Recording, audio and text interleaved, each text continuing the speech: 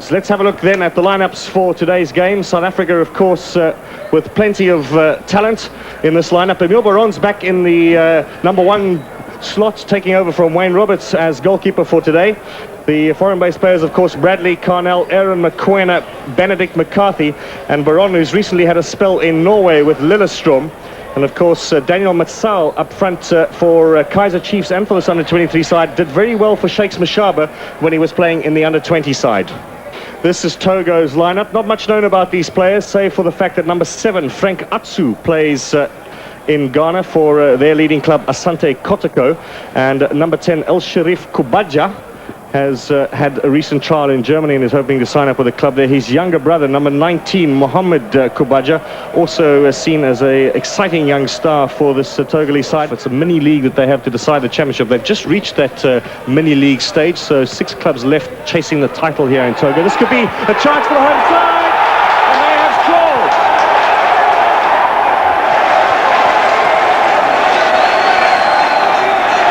Well, Baron beaten.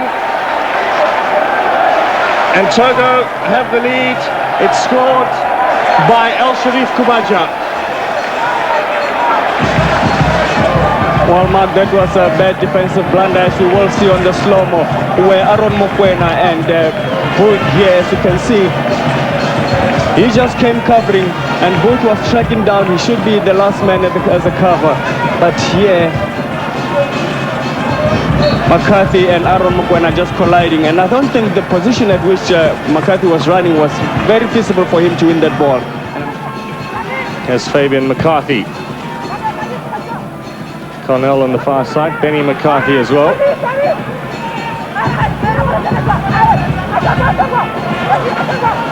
Oh, great ball. Mbutu, good cross, Daniel Matsau. Well, it's gone in. That looked... well, wonderful shot from Mbutu. It might have taken a wicked deflection. The referee's given it.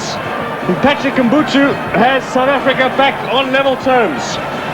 Mbutu haka Benny McCarthy amufa pelenta for Mbutu amisa toka rubona Matsau me khanali deflection eleng gore isile goalkeeper pardon asala ele gore o maketse gore go dira fetseng go nna khole ke bone ga etla ka kwano me jaanong ke e atlana le letloa. Well, that's a cruel blow for the home team, but a wonderful chip from Mbutu. Took the deflection. The keeper sprawled, slipping in the area. Well, Togo, of course, a very small country here in West Africa, sandwiched between Nigeria and Ghana. Certainly big brothers on either side of the border. There's also a tiny little Benin next to them. Not too bad in terms of world football. The latest FIFA rankings of Togo at 78 in the world. They might have a chance here to go 2-1 in the lead. Oh, he's given a penalty. Penalty for Togo. It's won by #9, Mohammed Kubaja. Emile Baron protesting for the linesman. And let's have a look at it here. Well, this is when the ball was played into the area. Just that first touch by Kubaja, and Emile Baron coming off his line. He didn't touch him, it looks like. And he's got a right to be protesting like that. Not a happy man.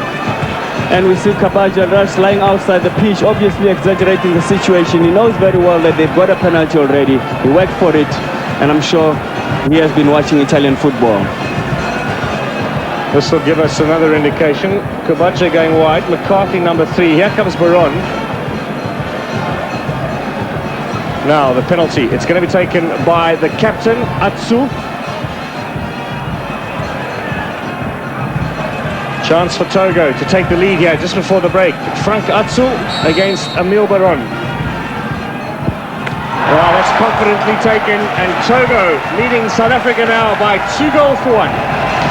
Well, that's the only way to take penalties. If you want to take a good penalty, you must make sure pick a spot and hit it hard. And that's what Atsu exactly done there. He makes sure that he picks a spot. No casual story about it. As you can see, beating Emile Baron hands down. Weird story indeed. There's been a lot of accusations of skullduggery, particularly against these West African countries who have some creative dates of birth in their passport. But very little FIFA can do about it if the man's passport says that he's under 23. And there's, well, I suppose no other way to test except DNA, which rather expensive and rather difficult. Mokoena wide. Now Mbutu. They've got to move the ball a bit quicker, the under-23s. Marumo. Try and cut his way in. Nice left-footed cross. Oh, it's an own goal! In the back of the net and scored by number 6, Langwe. Great work from Marumo. Confidently done by Marumo, because he just made sure that he beat his defenders, he kept his composure, and we saw it coming because there was so much pressure put on the Togolese defense, and Marumo just clipped it in the box. And what an old goal, as you can see here. Marumo confidently looking up, clipping the ball in the area. Not a single South African near that incident, and Langwe sticks it into the back of the net. And now 2 goals for South Africa coming off, or the last touch coming off a Togolese player.